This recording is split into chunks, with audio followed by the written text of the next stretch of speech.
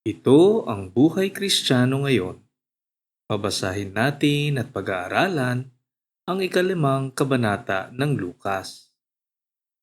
Basahin natin ang pagtawag ni Jesus sa kanyang mga unang tagasunod. Isang araw, nakatayo si Jesus sa baybayin ng lawa ng Genesaret at nagsisiksikan sa kanya ang napakaraming tao upang makinig ng salita ng Diyos.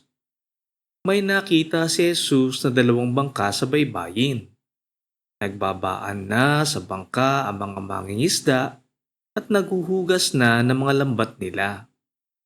Sumakay siya sa isang bangka at nakiusap kay Simon na may-ari ng bangka na itulak yon ng kaunti sa tubig. Naupo si Jesus sa bangka at nagturo sa mga tao. Ituloy natin ang pagbabasa. Pagkatapos niyang mangaral, sinabi niya kay Simon, "Pumalaot kayo at ihulog ang mga lambat ninyo at makakahuli kayo ng isda." Sumagot si Simon, "Guro, magdamag po kaming nangisda pero wala kaming nahuli. Pero dahil sinabi ninyo, ihuhulog ko ulit ang lambat."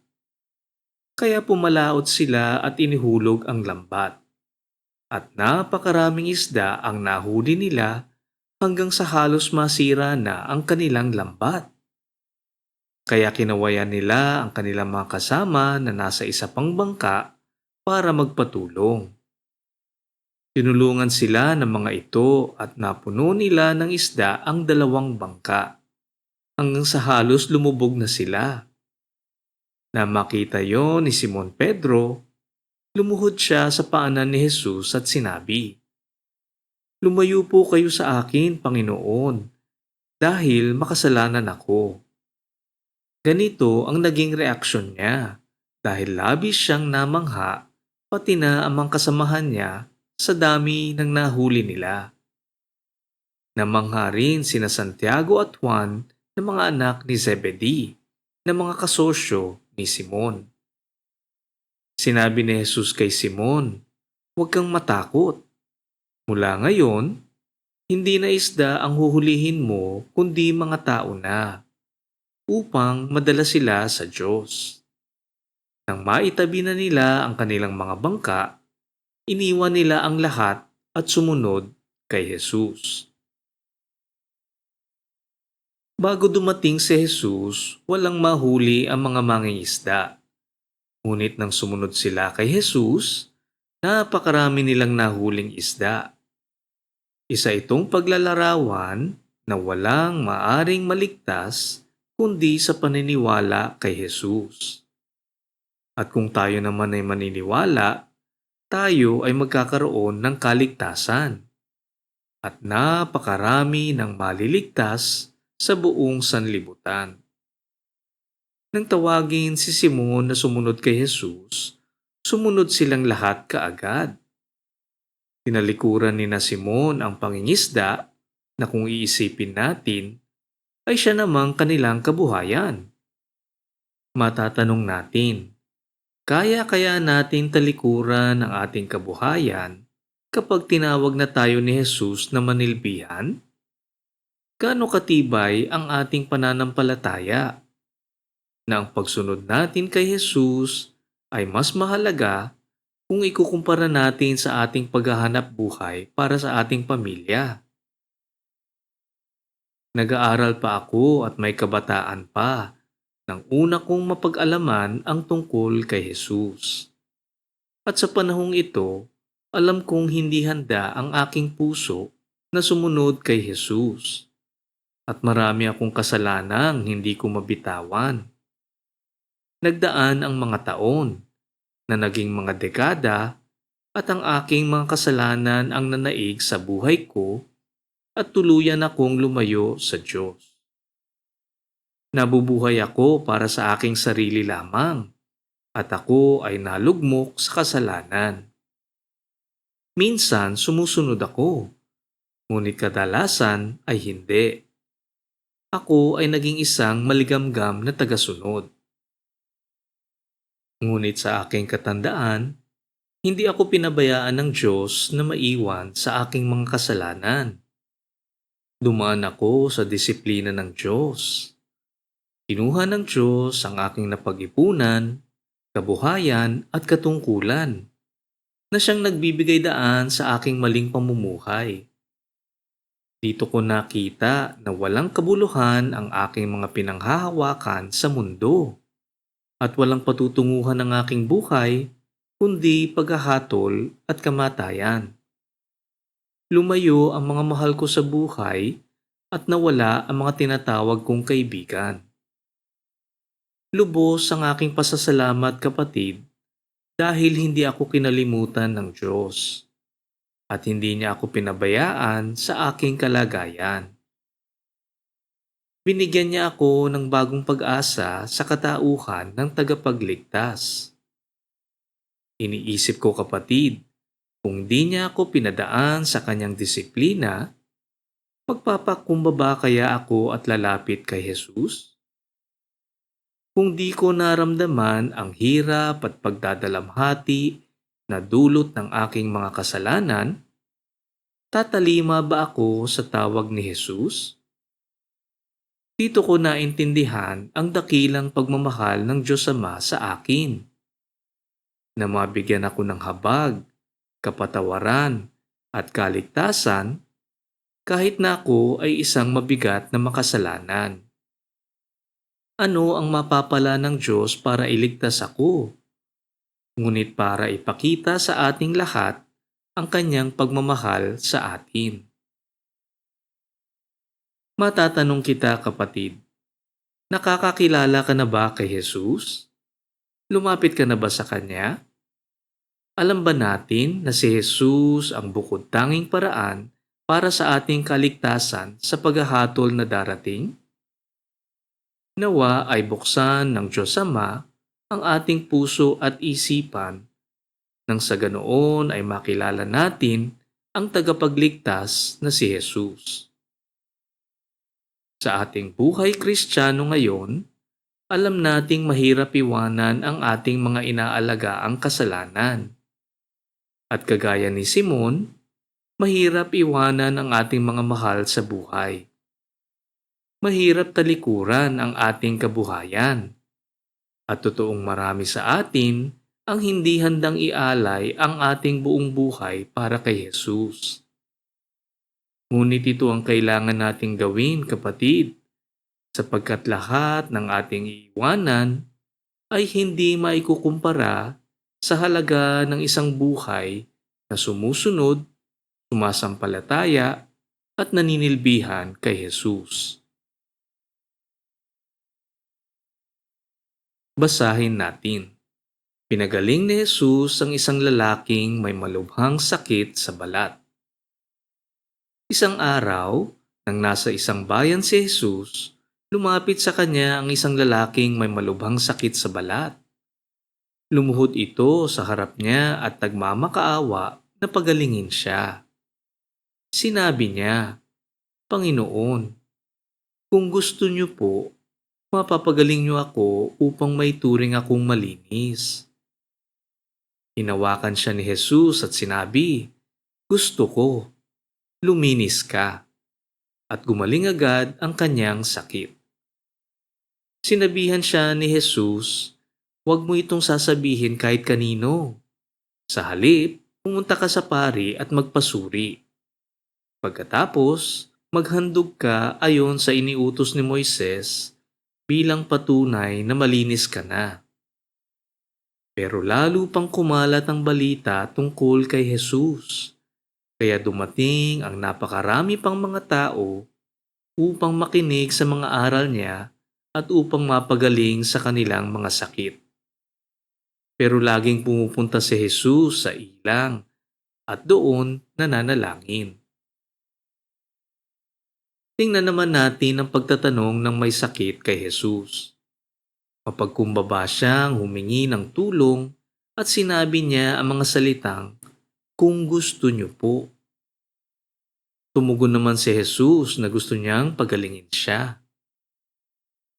Nakakalungkot makita sa mundo ngayon na may mga taong nagmamataas kapag may hinihiling sa Diyos, na para bang karapat-dapat lamang silang pakinggan at kung di nila natatanggap ang kanilang hinihingi, sila pa ang nagagalit at para bang Diyos pa ang nagkamali sa nangyari. Ang iba pa nga ay nagsasabi na di na sila maniniwala sa Diyos dahil hindi naman ito nakikinig sa kanila. Maling-mali ang ganitong pag-uugali. Umiwas tayo sa ganitong pangangatwiran, kapatid. Tandaan nating lahat na kung anuman ang ipagkakaloob sa atin, ito ay isang biyaya. At kung di naman tayo bibiyayaan ng Diyos, matuto tayong mag-antay.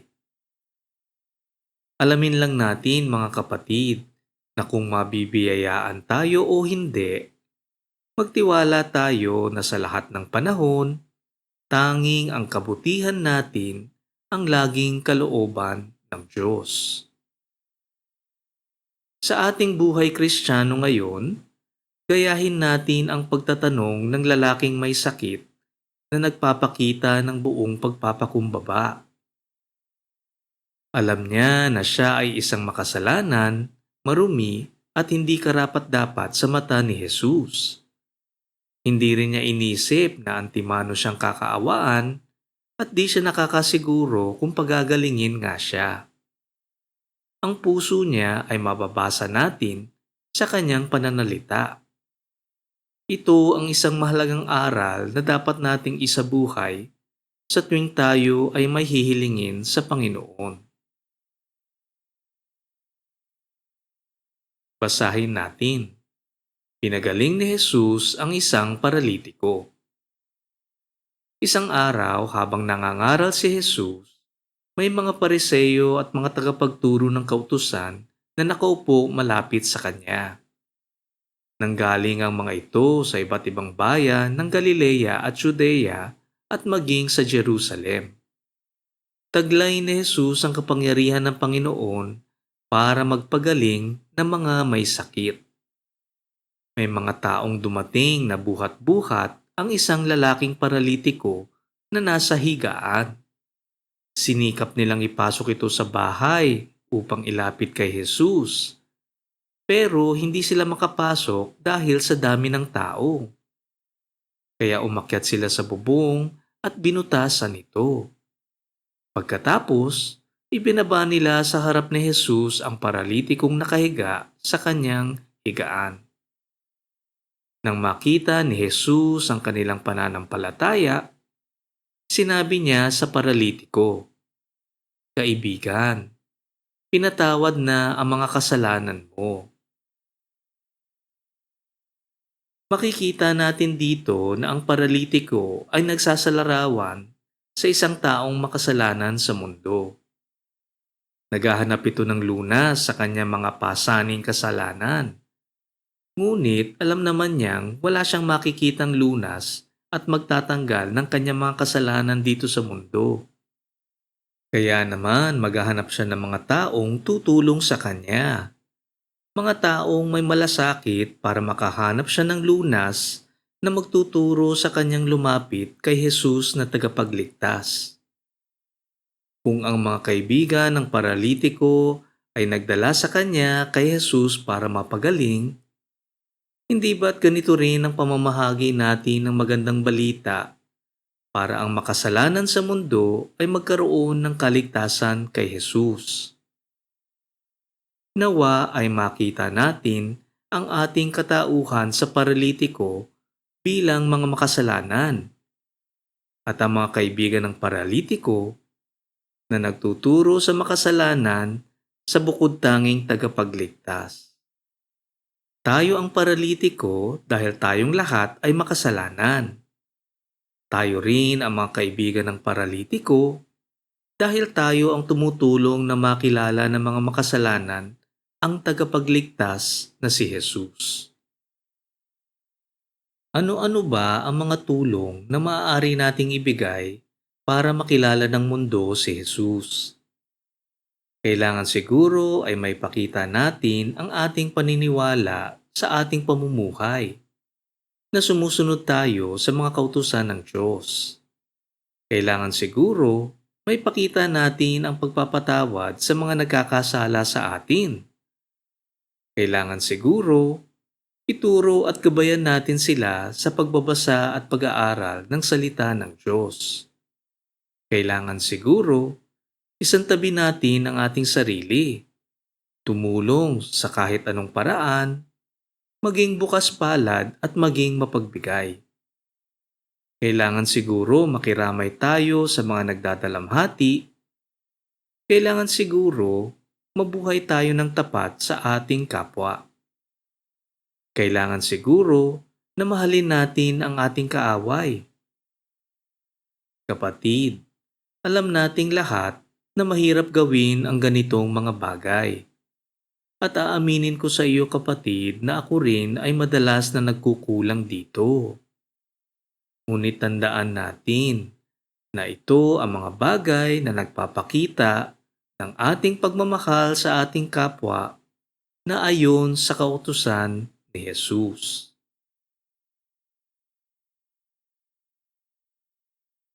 Basahin natin. Sinabi ng mga Pariseyo at ng mga tagapagturo ng kautusan sa kanilang sarili, "Sino kaya ang taong ito na lumalapastangan sa Diyos?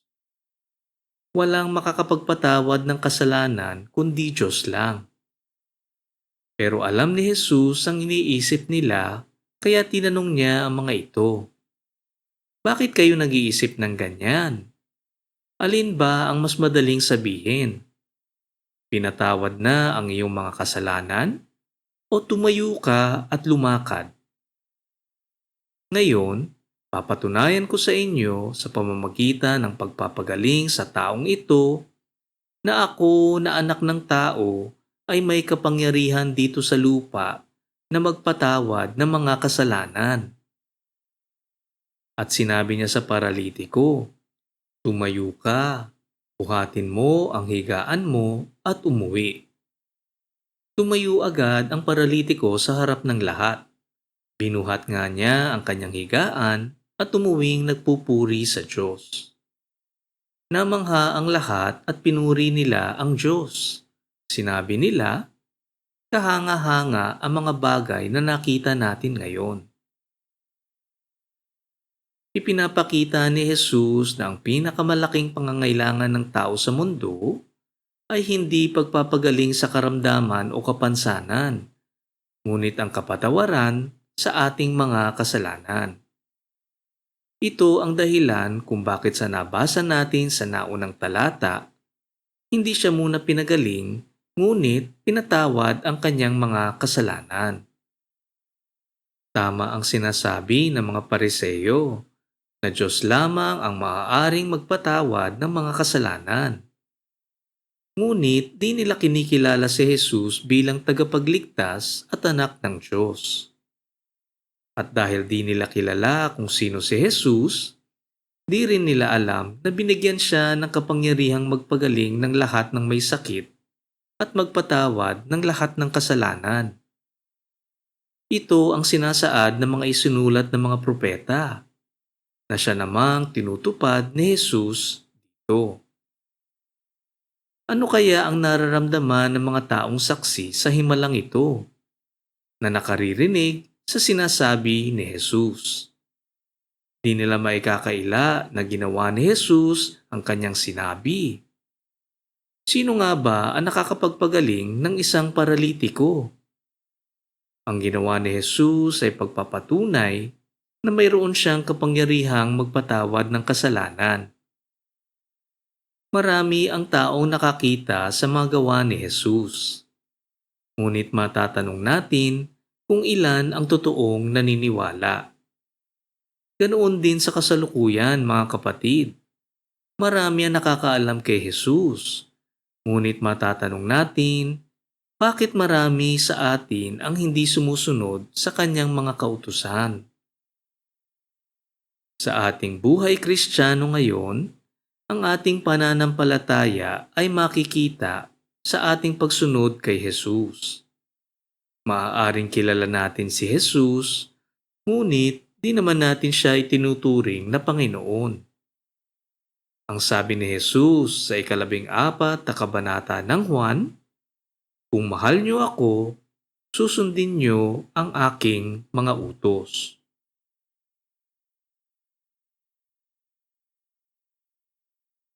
Basahin natin.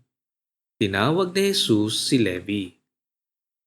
Pagkatapos noon, umalis si Jesus at nakita niya ang maniningil ng buwis na ang pangalan ay Levi. Nakaupo siya sa lugar na pinagbabayaran ng buwis. Sinabi ni Jesus sa kanya, "Sumunod ka sa akin." Tumayo si Levi, iniwan ang lahat at sumunod kay Jesus. Naghanda si Levi sa kanyang bahay ng malaking handaan bilang parangal kay Jesus. Maraming maniningil ng buwis at iba pang mga tao ang dumalo at nakisalo sa kanila. Nang makita ito ng mga Pariseo at ng mga kasama nilang mga tagapagturo ng kautusan, nagreklamo sila sa mga tagasunod ni Jesus. Sinabi nila, "Bakit kayo kumakain at umiinom na kasama ang mga maniningil ng buwis at iba pang mga makasalanan?" Sinagot sila ni Jesus, "Ang mga taong walang sakit ay hindi nangangailangan ng doktor, kundi ang mga may sakit.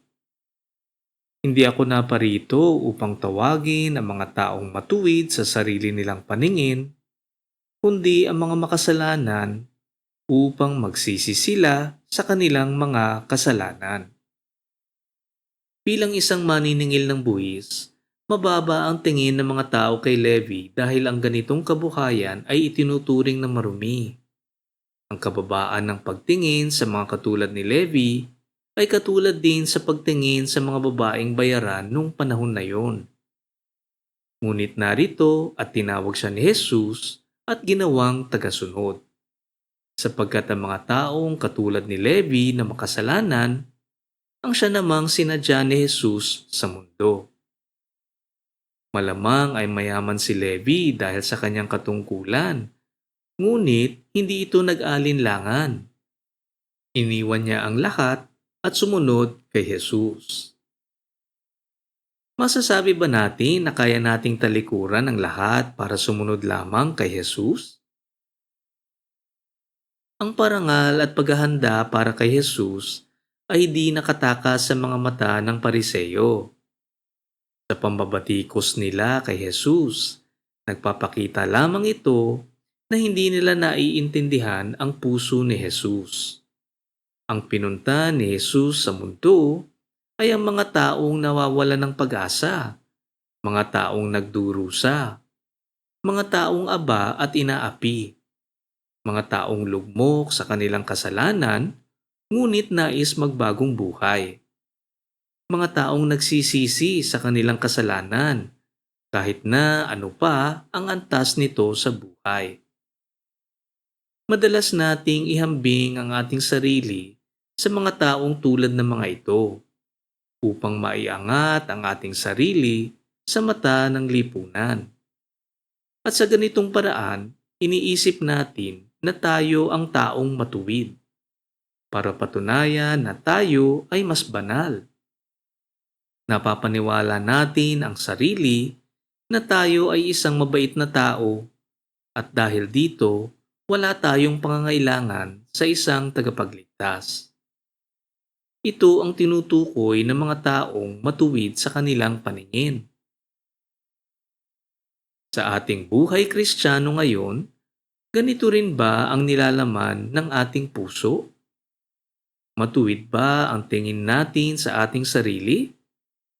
Katulad ng mga Pariseo, pinanghahawakan ba natin ang ating kaalaman, pagsasamba, paninilbihan, at mabubuting gawa para isiping mas banal tayo sa iba?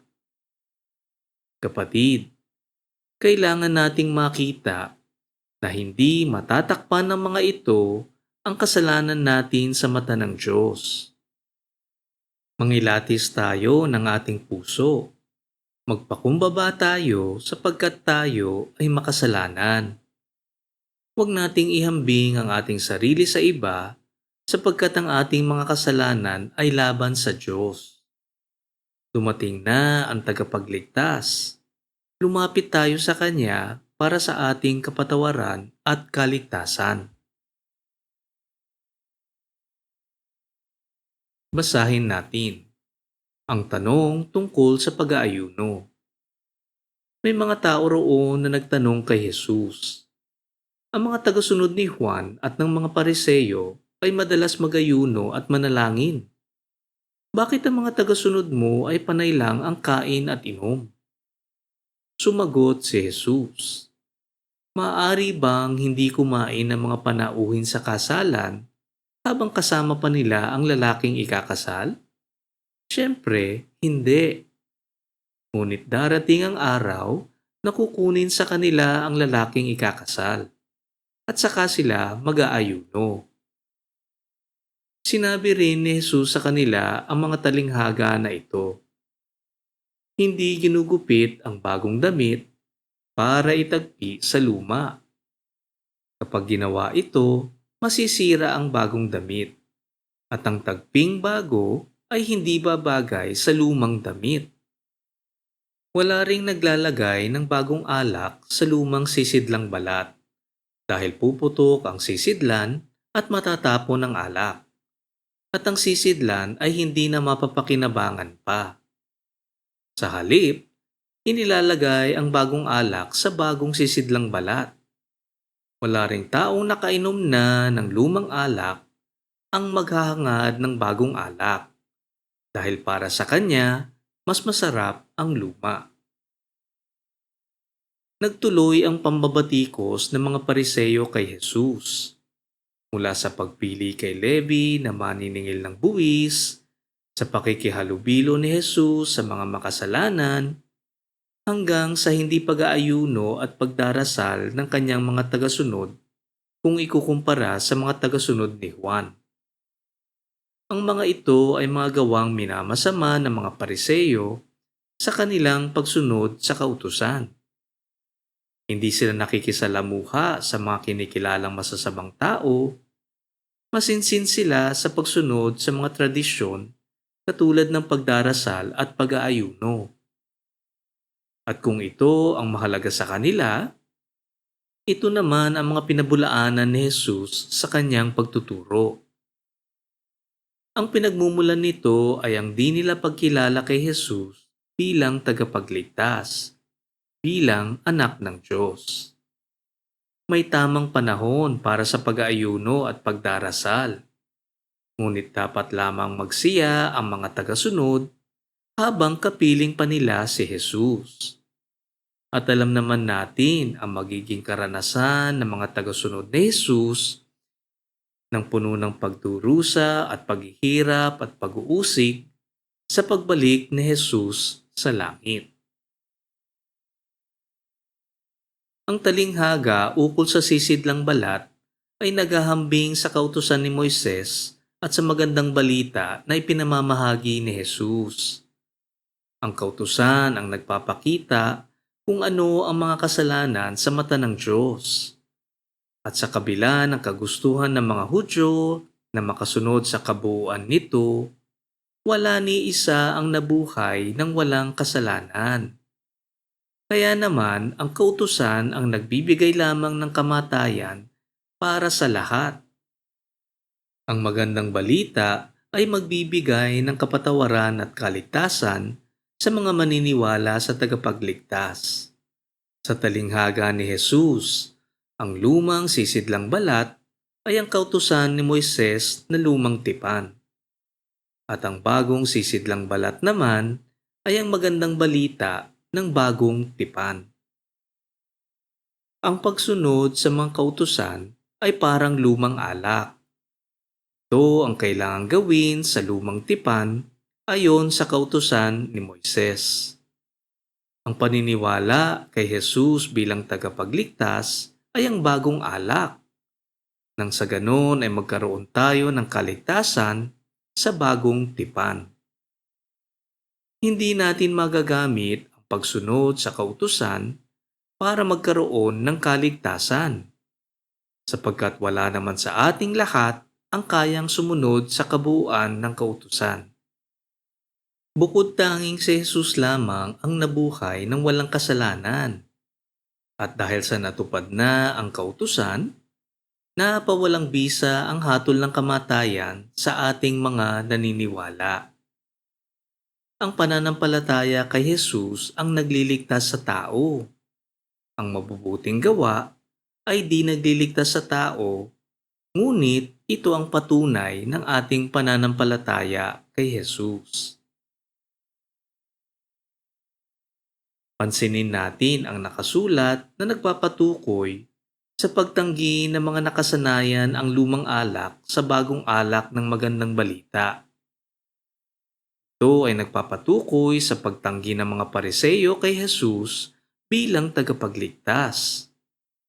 Pinili ng mga Pariseo ang lumang pamamaraan na nagbibigay lamang ng kamatayan imbes na magkaroon ng kaligtasan kung maniniwala lamang sila kay Jesus. Sa ating buhay Kristiyano ngayon, may mga aral na di natin agad maiintindihan. Kahit ako man ay nagtagal sa pag-aaral bago ko lubusang naintindihan ang ating nabasa. Huwag tayong mag-alala, kapatid, kung di natin siya maintindihan kaagad. Ang mahalaga para sa atin ay ang ating paniniwala at pananampalataya kay Jesus na tagapagligtas. Manalangin tayo. Diyos Ama, buksan ninyo ang aming puso at isipan at tulungan nyo kaming maintindihan at isabuhay ang aming napag-aralan ngayon. Nananalangin kami sa ngalan ni Jesus. Amen. Dito nagtatapos ang ating pag-aaral sa ikalimang kabanata ng Lukas. Ugaliin natin ang pagbabasa ng salita ng Diyos. Nandito ang mga salitang nagbibigay ng buhay na walang hanggan. Ito ang buhay Kristiyano ngayon.